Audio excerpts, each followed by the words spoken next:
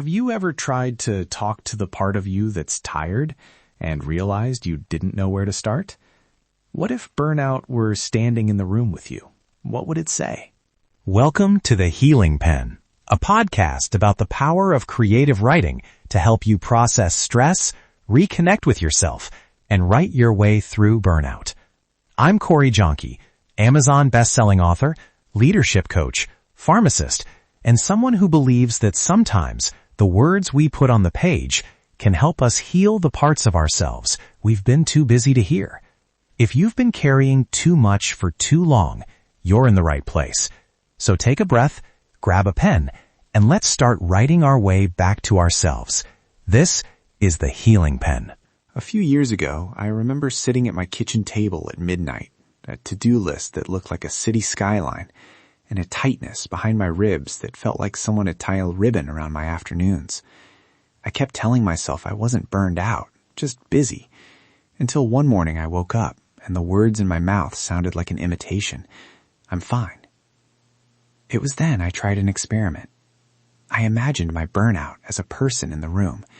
It showed up hunched, wearing yesterday's coat, speaking in one-line reminders of failure.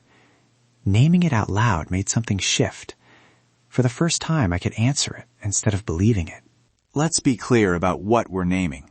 Burnout often looks smaller than it feels. It's the quiet voice that says, "Not yet," or the urgent shove that says, "Do more, faster." It isolates you, turns complex feelings into a single script. You are behind, you are failing, you must keep going. That script isn't truth, but it feels like truth because it repeats and repeats. When we personify it, we see the habit instead of being trapped inside it. Today's core idea is something I call the character mirror, a 3-part frame you can use in a single sitting. Part 1, introduce the character. Give your burnout a posture, a voice, an opening line. Part 2, listen. Let it speak for 6 short lines without arguing. Part 3, rewrite. Write a short scene where that character makes one different, smaller choice than usual. That small narrative pivot creates psychological distance and gives you an actionable, gentle change to try in real life. Why does this work? Because description and dialogue create distance. When you describe posture or favorite lines, you stop being the thing and start observing it.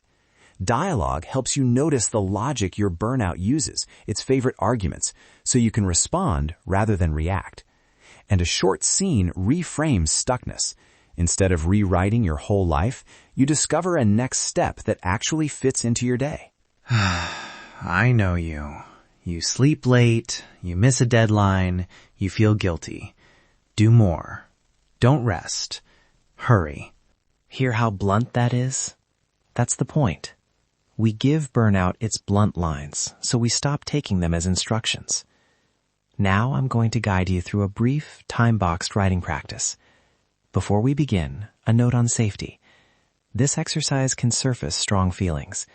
If you feel overwhelmed at any point, pause, breathe, and put down the pen. Try a grounding exercise. Name 3 things you see, 3 sounds you hear, or take 5 slow breaths. If you need more support, reach out to a trusted friend or a professional. You are in charge of how deep you go. Ready? You can do this sitting at a table or standing by a window or even in a car before you go into work. Have your pen and paper ready or open a blank document. I'll guide you through 3 steps. Keep your pace comfortable. This isn't about speed, it's about honesty. Step 1, introduce the character. Give your burnout a name, age, posture, and a quick first line. Example, Marla, 45, shoulders rounded, says, "I'm doing enough," but with a flat mouth. Write that now. 1 to 3 sentences.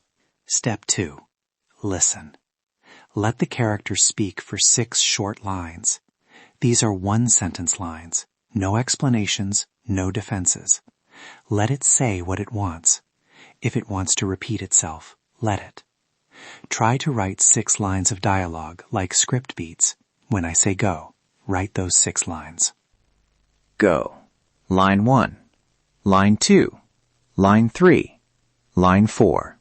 Line 5. Line 6. If you hit a blank, write what feels closest. Even "I don't know what to say" is useful. Remember, you are collecting, not fixing. Step 3. Rewrite the scene. Now write a short 5-minute scene where this character makes one small different choice.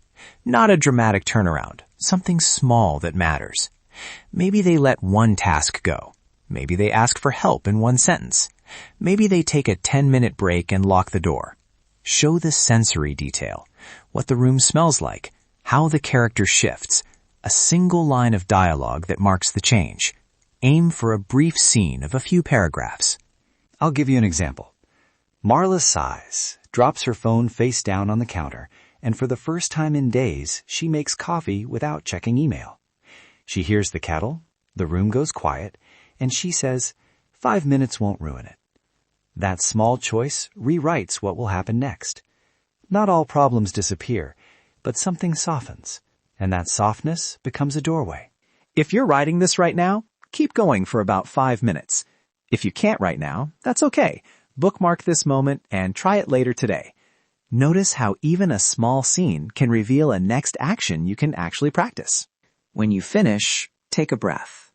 Sit with what you wrote for a moment. No editing, just noticing. Ask, what did the character want in that scene? What small choice shifted the momentum? How might I try that one small choice in my real life this week? You don't need a perfect script for change. You need one honest line and a concrete action. A quick recap. Introduce the character, listen without arguing, then write a short scene where the character does one small thing differently. This creates distance, clarity, and a tiny step you can try. Most of us overestimate how big a change must be and underestimate how valuable a small intentional change can feel. Before we close, a gentle reminder.